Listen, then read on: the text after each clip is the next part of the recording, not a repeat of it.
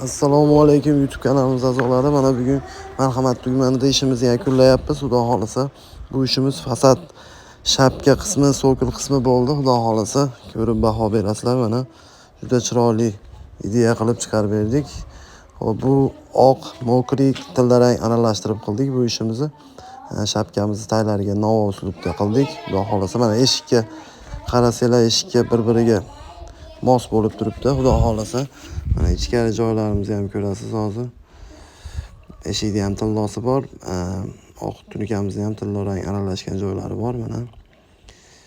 Mana ichkari shapkalarimiz akfas ishkalat ekan, endi ishkalat rangida dedik, yo'q, hashi mokri rangdan qilib beringlar degani uchun mokriydan qilib berardik. Uyda egasi talabiga binoan, xudo xolasa.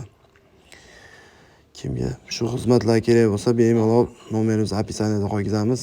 Murojaat qilaverasizlar, inshaalloh xizmatingizdamiz. Mana juda go'zal va juda ideal holatda. Mana tag qislari ham hamma yo'g'i. Bu tunikamiz 0.37 qalinlikda bo'ldi. 130 ming so'mdan qilib berdik. Xudo xolasa. Mana taglari ham bir-biriga chiroyli bo'lib tushyapti. Mana chekkalari, burchak qismlarini ham bir qator ahamiyat berasizlar, inshaalloh. Qo'ldan kelgancha zo'r qilib chiqardik. Turba tarnovlarni ham qo'yib berdik. Tarnovimiz metri 55 ming so'mdan, turbamiz metri 45 ming so'mdan. Hamma yo'q ichida uni ham. Usta haqqi xizmati, hamma rayka samarasi tushirib tunikani. Nima ketsa unga ham, nima ketsa hamma yo'q o'zimizdan, inshaalloh. Yana bir qator ko'rsatyapman eshik taglarini.